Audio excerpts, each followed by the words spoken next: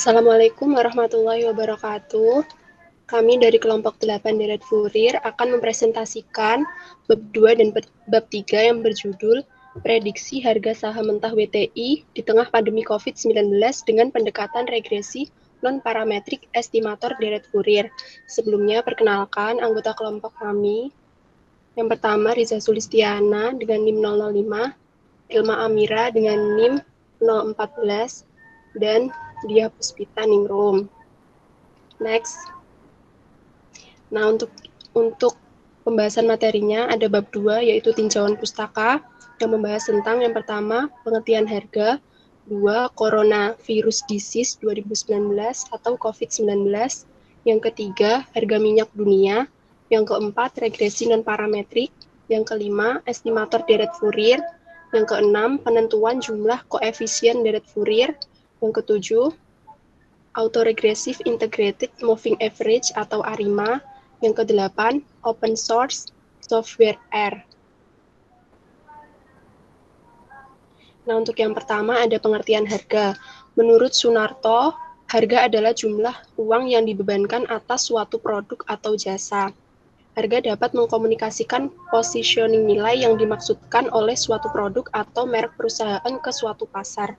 Produk yang dirancang dan dipasarkan dengan baik dapat dijual dengan harga tinggi dan menghasilkan laba yang besar. Untuk coronavirus disease 2019 atau COVID-19, berdasarkan WHO, coronavirus disease 2019 atau COVID-19 merupakan penyakit infeksi saluran pernafasan yang disebabkan oleh SARS-CoV-2 atau Severe Acute Respiratory Syndrome Coronavirus 2. COVID-19 sangat berpengaruh terhadap anjloknya perekonomian di dunia. Beberapa tanda di antaranya adalah anjloknya perdagangan saham, banyak perusahaan yang gulung tikar, turunnya harga minyak, nilai tukar menjadi tidak stabil, dan lain sebagainya.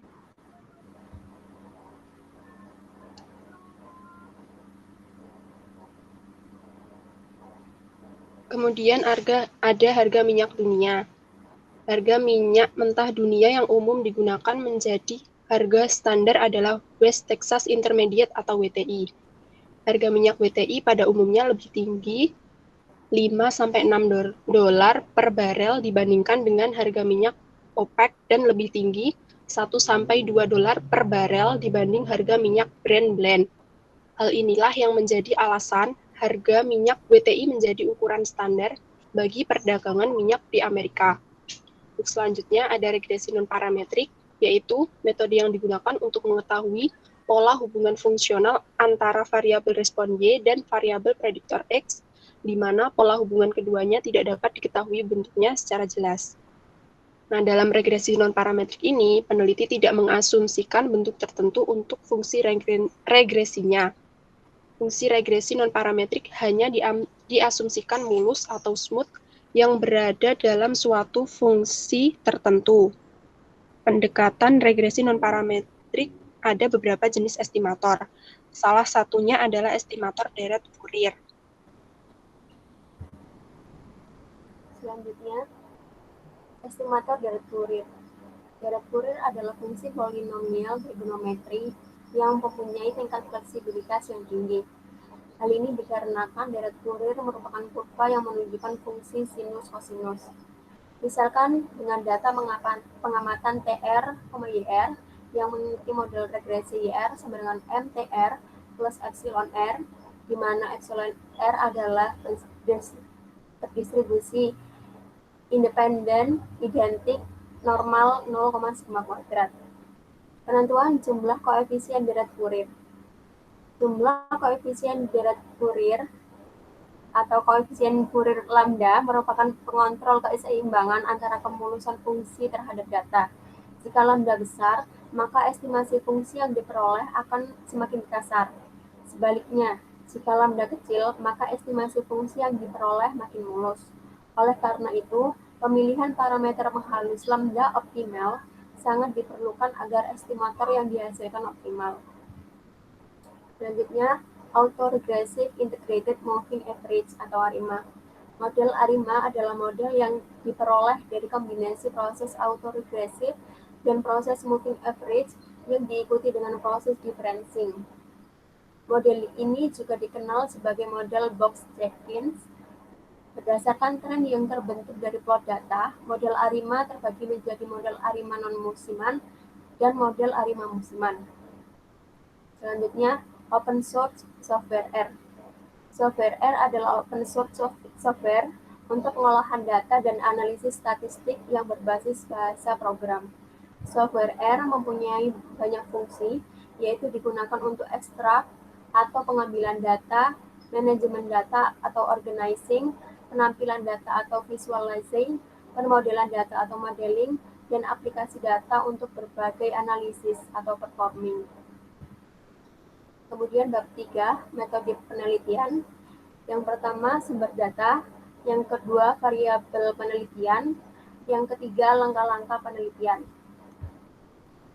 Data yang digunakan dalam penelitian ini merupakan data sekunder, yaitu data mingguan atau harga pembukaan setiap hari Senin, harga minyak mentah WTI, West Texas Intermediate, pada tanggal 9 November 2015 sampai 9 November 2020, diperoleh dari finance.yahoo.com.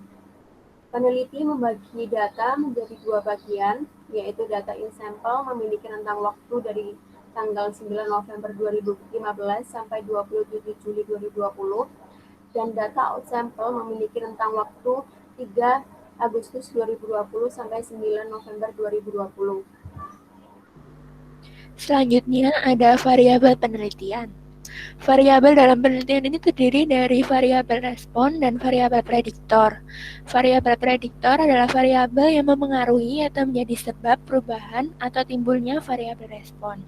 Variabel prediktor dalam penelitian ini adalah waktu mingguan atau setiap hari Senin yang dinyatakan dengan R. Sedangkan variabel respon adalah variabel yang dipengaruhi atau yang menjadi akibat adanya variabel prediktor. Variabel respon dalam penelitian ini adalah harga minyak mentah WTI dengan satuan US dollar per barel pada tanggal 9 November 2015 sampai 9 November 2020. Next. Selanjutnya adalah langkah penelitian. Metode yang digunakan untuk penelitian ini merupakan metode dalam analisis runtun waktu, yaitu ARIMA dan pendekatan regresi non-parametrik estimator deret Fourier. Analisis dilakukan dengan menggunakan software R dan Minitab. Langkah-langkahnya meliputi: yang pertama, kita melakukan analisis dengan pendekatan regresi non-parametrik estimator deret Fourier, di mana prosedurnya adalah A. Kita membuat plot untuk data mingguan harga minyak mentah WTI dengan data mingguan harga minyak mentah WTI sebagai Y dan waktu sebagai X. B. Kita membagi data menjadi 2 bagian, yaitu data in sample dan data out sample, dengan rincian yang telah disebutkan sebelumnya. C. Kita menentukan nilai lambda optimum dari data in sample menggunakan metode QCV. D. Setelah diketahui lambda optimum dengan nilai QCV yang paling minimum, prosedur dilanjutkan dengan mengestimasi parameter beta 0 serta menghitung nilai AJ dan BJ dari data in sample. Setelahnya, kita membuat estimasi untuk data in sample dengan beta 0, AJ, dan BJ yang merupakan nilai yang sudah ditetapkan di poin D, serta R menyatakan waktu pada data in sample. F, kita menghitung nilai R kuadrat atau koefisien determinasi, terus MAP dan MSE dari hasil estimasi pada poin E dengan YR aktual. G, kita membuat estimasi MTR untuk data out sample dengan beta 0, AJ, dan BJ yang merupakan nilai yang sudah ditetapkan di poin D, serta R menyatakan waktu pada data out sample. H, kita menghitung nilai MSE dan MAP dari hasil estimasi pada poin G dengan YR aktual. I, kita mengecek kebenaran asumsi estimator deret Fourier yang berkaitan dengan tidak adanya autokorelasi dan galat berdistribusi normal identik dengan rata-rata 0. Next. Kedua, setelah kita melakukan analisis menggunakan deret Fourier, kita lanjutkan analisis dengan metode ARIMA. Langkah-langkah untuk metode ARIMA adalah A. Kita membuat plot untuk data mingguan harga minyak mentah WTI dengan data mingguan harga minyak mentah WTI sebagai Y dan waktu sebagai X. B. Kita membagi data menjadi 2 bagian, yaitu data in sample dan data out sample dengan rincian yang telah disebutkan sebelumnya. C. Kita membuat sum series plot, namun untuk data in sample, di mana tujuannya untuk mengetahui apakah data tersebut stasioner terhadap mean dan variance. Tidak stasioner dalam mean ini biasanya dilihat dari tren yang cenderung naik dan atau turun. Sedangkan tidak stasioner dalam variance dapat dilihat jika trennya melebar atau menyempit dengan pola yang tidak seimbang. Tidak stasioner dalam variance itu juga bisa dilihat dengan menggunakan transformasi Tukey. Apabila lambdanya 1, berarti data tersebut sudah stasioner dalam variance. D. Jika data in sample tidak stasioner dalam variance, maka perlu dilakukan transformasi Tukey. Sedangkan jika data tidak stasioner dalam mean, maka perlu dilakukan differencing. E. Jika data in sample telah stasioner dalam mean maupun variance, langkah selanjutnya adalah membuat plot ACF dan PACF untuk menentukan model ARIMA. F. Selanjutnya, kita memilih model ARIMA terbaik dengan syarat parameter signifikan dalam model, residual sudah white noise, dan mempunyai nilai MSE yang kecil. G. Selanjutnya, kita mengecek kebenaran asumsi normalitas pada residual. H. Kita melakukan peramalan dengan menggunakan persamaan ARIMA terbaik. I. Kita menghitung nilai MSE dan MAPE dari hasil estimasi pada poin H dengan YR aktual. Next.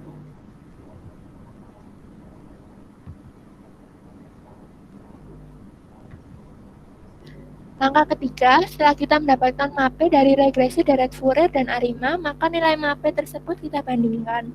Nilai MAPE terkecil menandakan model yang terbaik atau merupakan model yang paling baik untuk dilakukan prediksi harga minyak mentah WTI. Next.